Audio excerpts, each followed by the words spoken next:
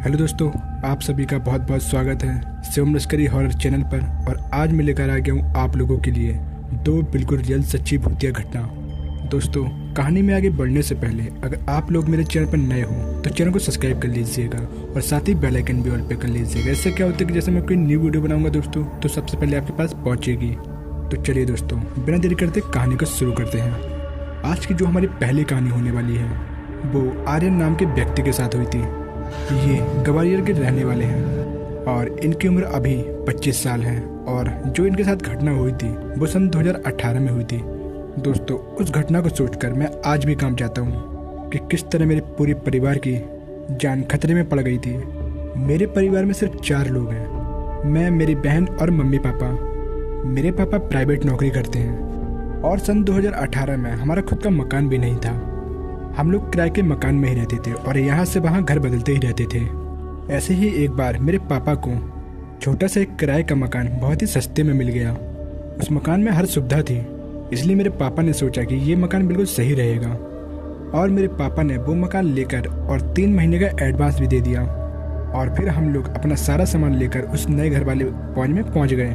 मैं पहली बार उस घर के अंदर गया तो मुझे बहुत ही मनुष्यत सी महसूस हुई। और फिर मैंने सोचा कि शायद नई जगह आने के बाद इसलिए मुझे ऐसा लग रहा है। और फिर मैंने इस बात पर ज़्यादा ध्यान नहीं दिया और तब तक घर का सामान सारा अंदर आ चुका था। मेरी मम्मी और मेरी बहन घर सजाने में लग गए और तभी मेरी नज़र घर के पास लगे एक धागे पर गई। फिर मैंने वहाँ जाकर देखा तो वो एक सफ़ेद धागा था। और फिर मैंने ये भी देखा कि वो धागा पूरे खून से रंगा हुआ है, जैसे कि किसी ने अभी अभी खून से भिगोया हो। ये सब देखकर मेरे रोंगटे खड़े हो गए थे। मैंने ये बात अपने तुरंत पापा को बताई और फिर हम लोगों ने पूरे घर की तलाशी ली। और फिर तलाशी लेने के बाद हम लोगों को पूरे घर में ऐसे बहुत सारे धागे मिले जिस पे बिल्कुल ताज़ा खून लगा हुआ था। और तो और घर के अंदर से सड़े मांस की खुशबू भी आ रही थी। फिर मेरे पापा ने मकान मालिक को सारी बातें बताई। तो फिर इस बात पे मकान मालिक ने कहा कि ये घर कई महीनों से बंद पड़ा है, इसलिए बदबू आने लगी है, तो हो सकता है कि किसी कीड़े ने किया हो। और इतना कहकर उसने ये बात काट दी। मेरा पूरा परिवार जान चुका था कि ये काम कीड़ों का नहीं हो सकता और सामान्य इंसान भी ऐसी हरकतें नहीं करते हैं। लेकिन फिर भी हम लोग वहाँ रहने के लिए मजबूर थे क्योंकि मेरे पापा 3 महीने का एडवांस दे चुके थे। और पहले ही रात हम लोग समझ चुके थे कि यहाँ रहना जानलेवा साबित हो सकता है। दरअसल उसी दिन मेरी बहन शाम को बाथरूम में नहाने गई थी और तभी बाथरूम के अंदर से किसी के धड़ाम से गिरने की आवाज़ आती है। फिर हम लोग वहाँ पर पहुँचे तो हमने देखा कि बाथरूम का दरवाज़ा अंदर से बंद है। मैंने और पापा ने मिलकर दरवाज़ा तोड़ दिया। हमने देखा कि मेरी बहन अंदर बेहोश पड़ी हुई है। उसे करीब 15 मिनट बाद होश आया। उसके होश आने के बाद उसने हमें बताया कि बाथरूम की दीवार से एक आकृति बाहर आई। वो आकृति बहुत ज़्यादा डरावनी थी और उसने ही मुझे अचानक से बहुत तेज धक्का दे दिया और मैं बहुत तेज़ी से वहाँ पर गिर पड़ी। यह सुनकर हम लोग बहुत ज़्यादा डर गए। हम लोग सोच में पड़ गए कि अब हम लोग क्या करें। मेरे पूरे परिवार ने वो रात पूरे जागते हुए काटी। दूसरे दिन पापा थके हारे ही अपने काम पे चले गए। मम्मी रसोई में खाना बना रही थी और मैं ब्रश कर रहा था। और तभी मेरी नज़र घर की दीवारों पर गई। फिर मैंने देखा कि सभी दीवारों से खून की बूंदें टपक रही हैं। फिर मेरी बहुत तेज चीख निकल गई। मैं मम्मी को बताने के लिए उनके किचन की तरफ भागा। मैं जैसे ही किचन के पास पहुंचा तो मेरा सामने के नज़ारा देखकर मेरे होश उड़ गए। मैंने देखा कि गैस सिलेंडर में आग लगी हुई है और मेरी मम्मी फर्श पर बेहोश पड़ी हुई है। फिर मैंने तुरंत ही गीले कपड़े से सिलेंडर की आग बुझाई और मम्मी के चेहरे पर पानी डालकर उन्हें जगाया। मम्मी के होश में आने के बाद उन्होंने बताया कि जब मैं किचन में खाना बना रही थी तो मैंने देखा कि एक 7 से 8 फुट लंबी काली परछाई, उस परछाई ने मुझे बहुत तेज धक्का दे दिया और मैं फर्श पर नीचे गिर गई और मैं बेहोश हो गई। और फिर इसके बाद मुझे नहीं पता क्या हुआ। मेरी मम्मी और मेरी माँ दोनों उस प्रेत का शिकार हो चुकी थी और अब मुझे यह डर लग रहा था कि यह मेरे परिवार के किसी सदस्य को कोई हानि ना पहुँचा दे। और फिर मैंने तुरंत ही अपने पापा को कॉल लगाया और तुरंत ही घर आने को कहा। पापा के आने के बाद ही हम लोगों ने जिद पकड़ ली कि आज ही हम इस घर को छोड़कर जाएंगे, चाहे हमें फुटपाथ पर क्यों न रहना पड़े। उस दिन हमने यह फैसला किया कि आज हम यह घर छोड़कर चले जाएंगे। शायद हमारी सबसे बड़ी गलती वही थी, हम लोगों को उसी रात वहाँ से निकल जाना चाहिए था। उसी दिन की रात के 3 बजे किसी के रोने और कराहने की आवाज़ें सुनाई दे रही थी। मैं चौंक गया। मैं उठकर बैठकर देखा तो बगल में मेरे पापा रो रहे थे और उनकी सांस फूल रही थी। और फिर मैंने अपनी मम्मी और बहन को तुरंत ही उठाया। पापा तो कुछ बोल ही नहीं पा रहे थे, बस दीवार की तरफ फटी आंखों से इशारा करते जा रहे थे। फिर मैंने फौरन ही परिस्थिति को समझते हुए यह फैसला लिया कि हम लोग यहाँ एक पल भी नहीं रहेंगे। और फिर मैंने अपनी मम्मी और बहन से तुरंत घर से बाहर निकल जाने को कहा और उन्होंने फिर वैसे ही किया। और फिर मैंने अपने दोस्तों को फ़ोन करके अपने तुरंत ही नए वाले घर पे बुलाया और पापा को फिर अस्पताल पहुंचवाया। पापा जब ठीक हुए तो फिर उन्होंने बताया कि जब रात में वो सो रहे थे तो उन्हें ऐसा लगा कि जैसे कोई उनके सीने में बैठा हो और कोई कुल्हाड़ी से उनके सीने पे कोई वार कर रहा हो। और मैंने देखा कि एक काली परछाई मेरे सीने के ऊपर बैठी है। यह सब देखकर मैं बहुत ज़्यादा डर गया और मेरी सांस फूलने लगी। उसके बाद मुझे कुछ याद नहीं। डॉक्टर ने बताया कि हमारे पापा को माइनर हार्ट अटैक हुआ था। भगवान की कृपा से मेरे पापा की जान बच गई, वरना उस घर के भूत ने हमारे परिवार को जान से मारने की ही ठान ली थी। उस रात के बाद हम लोग उस घर में दोबारा कभी नहीं गए। हम लोगों का सारा सामान भी मजदूरों ने सारा पैक करके बाहर निकाला। फिर मेरे दोस्त लोगों की ही मदद से हम लोगों को एक दूसरा घर मिल गया।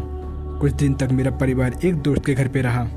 तो दोस्तों, ये थी आज की पहली रियल हॉरर स्टोरी। और अब मैं आपको सुनाता हूँ एक और भूत की सच्ची भूतिया घटना।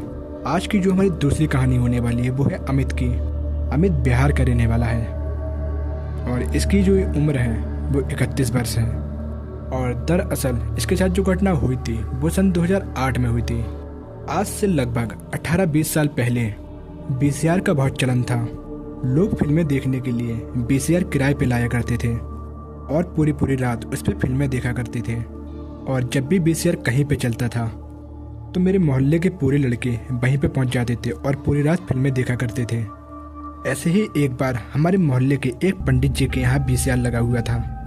VCR उनके बाहरी हिस्से पे लगा हुआ था जहाँ पर लोगों के बैठने के लिए काफ़ी जगह थी। एक बात मैं आपको पहले ही बता दूँ, वो पंडित जी तंत्र विद्या के बारे में जानते थे और उन्हें भूत उतारना भी आता था। फिर उसी दिन रात के 9 बजे से हमारे उन पंडित जी के यहाँ पे VCR चलने लगा। VCR पे एक नई फिल्म चल रही थी। फिर मोहल्ले के 20-25 लड़के पंडित जी के यहाँ पे जमा हो चुके थे। सभी लोग फिल्म का मजा ले रहे थे। एक फिल्म खत्म होने के बाद पंडित जी ने दूसरी फिल्म लगा दी। ऐसा करते करते कब जाने रात के 1 बज गए पता ही नहीं चला। और तभी एक औरत लाल साड़ी में बिल्कुल सजी धजी पता नहीं कहाँ से आ गई और उन लड़कों के आकर बीच में बैठ गई। मोहल्ले के सभी लड़के सोचने लगे कि आखिर ये औरत है कौन जो लड़कों के आकर बीच में बैठ गई। लेकिन किसी ने इस बात पर ज़्यादा गौर नहीं किया और सब फिर से फिल्म देखने लगे। 1 घंटा बीत गया और वो औरत वहीं पे बैठी रही और तभी वहाँ पे पंडित जी आ गए ये देखने के लिए सब कुछ ठीक चल रहा है कि नहीं। और तभी उनकी नज़र उस औरत पर पड़ी और फिर उस औरत ने भी पंडित जी को देखा। इसके बाद बहुत तेज़ी से वो औरत उठी और घर की तरफ भागी और पीछे के दरवाजे से बाहर निकल गई। और फिर पंडित जी भी उस औरत के पीछे पीछे भागे और फिर देखते ही देखते मोहल्ले के सारे लड़के उन पंडित जी के पीछे भागने लगे। फिर सब लोग पीछा करते करते एक खजूर के पेड़ के पास पहुंच गए। वहां पहुंचकर उन सभी लोगों ने देखा कि वो औरत उस खजूर के पेड़ के पास आकर अचानक से कहीं गायब हो गई। यह सब देखकर मोहल्ले के लड़कों ने पूछा पंडित जी से कि यह औरत कौन थी और ये अचानक से गायब कैसे हो गई। पंडित जी ने इस बात को टालते हुए कहा कि ये सब छोड़ो और तुम चल के फिल्म देखो, सुबह इस बारे में बात की जाएगी। और फिर दूसरे दिन सुबह हुई तो पंडित जी ने लड़कों से बताया कि रात को तुम लोग जिस औरत के साथ फिल्म देख रहे थे वो कोई और नहीं, उस पेड़ के खजूर के उस पेड़ पर रहने वाली एक चुड़ैल थी। वो तो अच्छा हुआ कि मेरी नज़र उस पर पड़ गई, वरना वो तुम पे किसी एक पे नुकसान भी पहुंचा सकती थी। यह सब सुनकर सभी लड़कों की सिट्टी पिट्टी गुल हो गई, लेकिन उनमें से किसी ने भी रात में फिल्में देखना नहीं छोड़ा। दोस्तों, आज इतने सालों बाद भी उस खजूर के पेड़ के पास अब कोई भी भूतिया घटना नहीं होती है। शायद उस चुड़ैल को मुक्ति मिल गई होगी या फिर मुझे नहीं पता क्या बात है, लेकिन अब वहाँ पर ऐसी कोई भी घटनाएं नहीं होती हैं। तो दोस्तों, ये थी आज की 2 बिल्कुल रियल भूतिया घटना और आशा करता हूँ आपको ये मेरी वीडियो पसंद आई होगी। तो दोस्तों, आज का वीडियो यहीं समाप्त होता है। अगर आपको स्टोरी पसंद आई तो वीडियो को एक लाइक कर दीजिए और साथ ही चैनल को सब्सक्राइब कर दीजिए। सब्सक्राइब करते हैं बेल आइकन ऑल पे कर दीजिए, जिससे क्या होता है कि जैसे मैं कोई न्यू वीडियो बनाऊंगा दोस्तों तो सबसे पहले आपके पास पहुँचेगी।